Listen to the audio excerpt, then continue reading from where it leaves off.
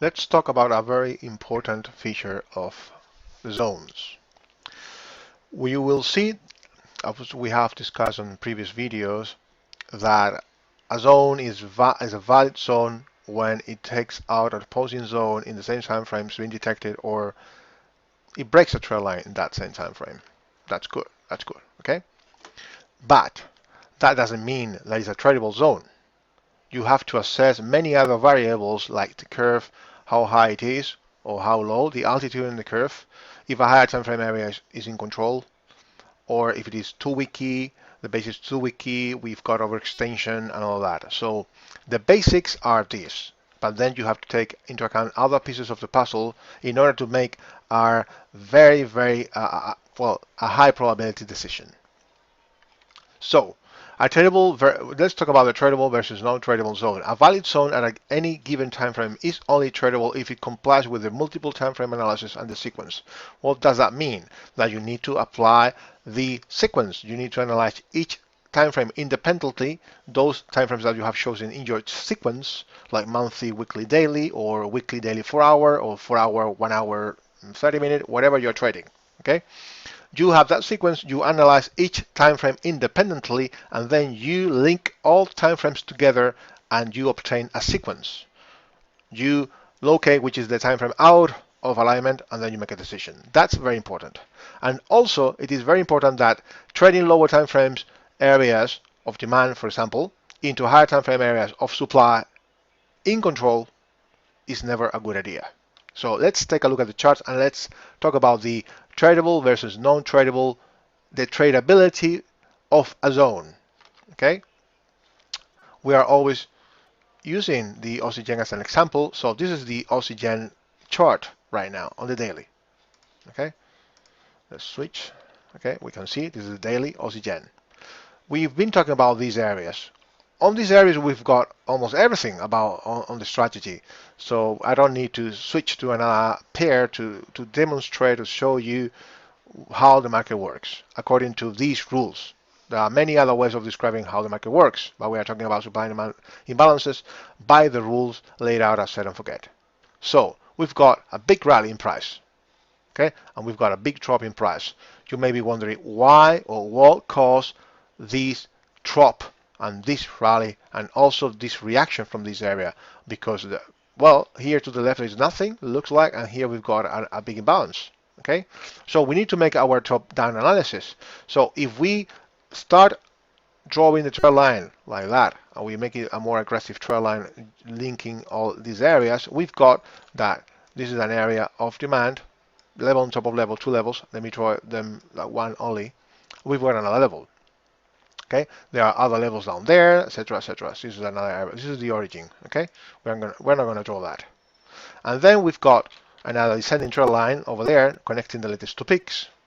So now the daily is in a downtrend as per definition. So now let's take a look at also here the break of the trend line confirms that potential imbalance as supply. It also took out this area of demand, so it is valid by the two main reasons of why a level is considered supply. This belongs to another lesson. So you should watch that video before proceeding to this one. Now let's see why did price, it doesn't always happen like that, but most likely, why did price react to that area? If we are using the monthly, weekly, and daily time frame combination for our position type of trade, sequence and realignment, then we will switch to the monthly and see what do we have here. We've got a monthly area of supply that has been offshort, but there was another area down there, up there. Okay, level on top of level, reaction to that one, and prices reacted to monthly area of supply.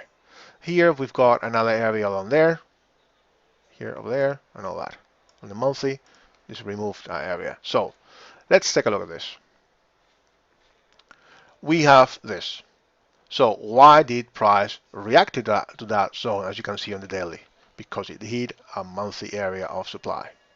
If we take a look to the weekly area, weekly time frame, we've got a weekly area of supply. Why? Because we had that ascending trend line and that was broken, and it also removed the opposing area of demand. So price is reacting to fresh area of supply nested up area and an area of supply on the monthly, weekly, monthly nested areas. Now we've got this. As we were rallying from here, okay, from there, we connected this peak with another peak, okay. This area over there was the one, wasn't it, that broke the trend line. So this is supply. So if that's supply, then this is demand, okay.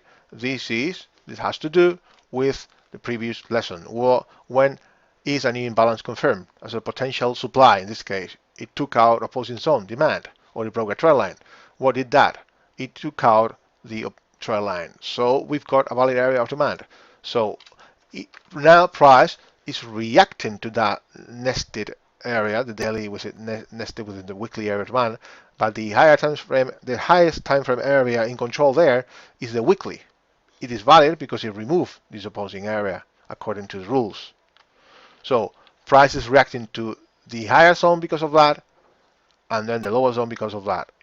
Remember, this hasn't happened always. Many times these areas are not respected at all, and they are removed. But we are talking about probabilities. Trading is not a science. It's just a probability game, and you have to play your odds with these rules or any other set of rules that you decide to trade. And these are set of rules. You may have other nuances or trading other strategy, but we are trading probabilities only. Okay, so this is how it works.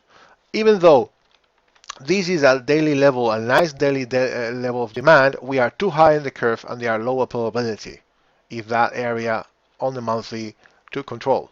Okay, very high over there. Okay, and then price dropped, and this is also supply because we removed that area of demand that removed this area of supply. Okay, this is valid supply because it broke the trend line, removed several areas of demand. So when price rallies over here, it breaks that supply area. What breaks that supply area? This is demand area. Demand area took out this area of supply. They are connected. Okay, connection. So when price drops, this area becomes supply. Very wide and nested up there. So we wait for confirmation for shorts and all that. Those are other lessons. When price drops, and we have taken many shorts on the way down. Okay. So price drops, and now it hits a weekly area of demand right there. Because we still are this monthly, we are respecting the trend line. On this weekly, monthly and the weekly, on the monthly we're respecting the ascending trend line and all that. Those are other videos and lessons that we have covered already, so you should watch them. So but we are talking about how to locate zones and when a zone is tradable and not tradable. So this area over there over here, they were tradable because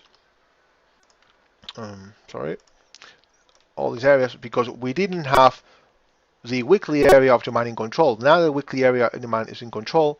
This level over here that remove this little area of demand, okay, is valid supply, but a bigger time frame than itself, which is the daily, okay, is in control, a weekly area of demand. So can this area work of supply over here?